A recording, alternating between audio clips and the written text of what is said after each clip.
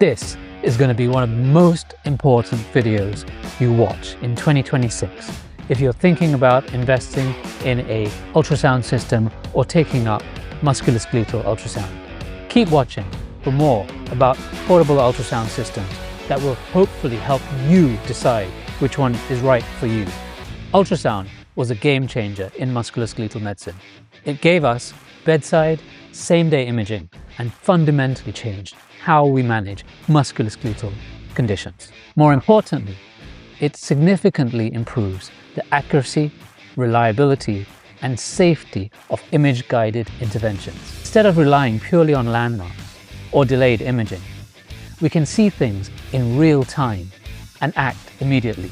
Before musculoskeletal ultrasound, we really heavily depended on physical examination, the patient's history, and we often had to rely on X-rays or MRI scans, which were not always readily available.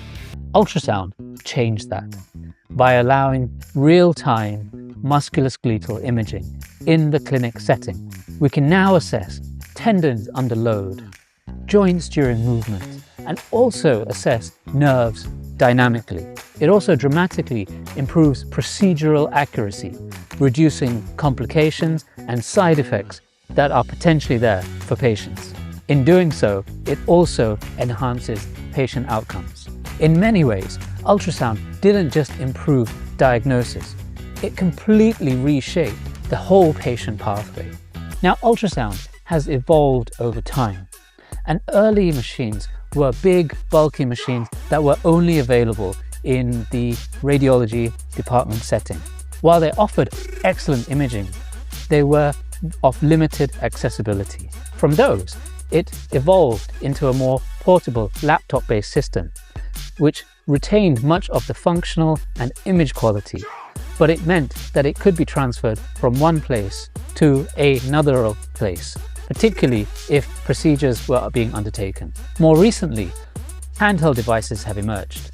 These are extremely portable, they're much more affordable and accessible, and have enabled ultrasound imaging in environments where previously it may not have been possible. This evolution has been fantastic in terms of accessibility, but accessibility and image quality are not always the same thing. Some time ago, I created a playlist looking at some handheld devices, and if you're interested, please have a look back at that to see what systems I evaluated and what functionalities they have. When we compare the two, laptop-based systems generally have bigger screens. They usually have greater functionality and other functions such as power Doppler, panoramic imaging, and split-screen functions. They also have physical controls, which includes knobs and dials and so on. And this allows finer adjustment of the images during scanning and also during procedures, which hopefully improves the accuracy of interventions and the clarity of images. Handheld devices often prioritize portability, convenience, and accessibility. They are quick to deploy, easy to carry around, and are ideal when space, time, and cost are limiting factors. However, these benefits come with trade-offs.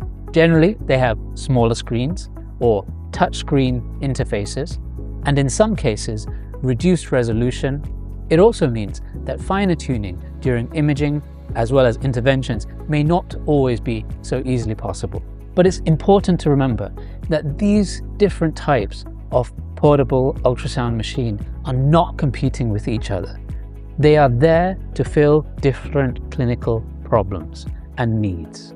And so, the clinical setting where these devices are being used is just as important as the device itself that is being employed in that situation. Laptop-based ultrasound systems are ideal for clinic-based assessments, for interventions in the day surgery setting, complex assessments, or interventional procedures. It's particularly important where image resolution, definition, and clarity are important when guiding diagnostic as well as therapeutic interventions. Handheld devices are really great for the emergency pitch side setting. They're great for reviews on the ward or outreach clinics where other imaging forms are not available. And they're also great for situations where fine anatomical detail is not as important as making sure that you rule out something life-threatening or limb-threatening. Both types of device have a clear role in modern musculoskeletal medicine, but not all purposes and functionalities are interchangeable in each situation. Now, I'm just going to put a small caveat here in that this is not a sponsored video and I'm not recommending one brand over another. The purpose is simply to compare image quality using different ultrasound systems, scanning the same anatomical areas under exactly the same clinical conditions. The aim is to allow you, the clinician, to have as much information as possible that I can give you to make sure that you make the right decisions for your own clinical environment and practice. So to illustrate, I'll be scanning common areas that I image and treat in my own musculoskeletal practice. These include the shoulder, namely the supraspinatus tendon and the glenohumeral joint, the elbow, the common extensor origin, the wrist for the carpal tunnel and wrist joint, the anterior hip joint, the patella tendon off the knee, the popliteal fossa, the ankle joint, and the Achilles tendon. I chose these areas to assess for different functions, to test resolution, depth, noise, and also how confident I would be in terms of diagnosing pathology in that area. The key question when reviewing these images is not just whether the structure can be seen. More importantly, the question is the image good enough to make a diagnosis? Can you differentiate subtle pathology? Can you guide an intervention or procedure into that area? And will this influence your treatment decisions? This is where image quality becomes really, really important and clinically meaningful. Ultrasound technology will continue to evolve, and handheld devices have played a key evolution in the accessibility to ultrasound imaging in musculoskeletal medicine.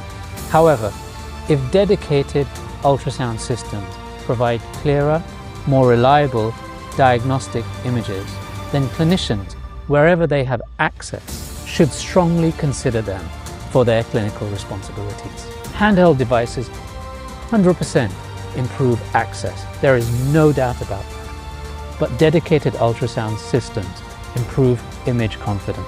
Understanding this distinction will help clinicians choose the right tool for their clinical environment and for their clinical responsibilities. Thanks for watching. If you have any questions or comments, feel free to PM me.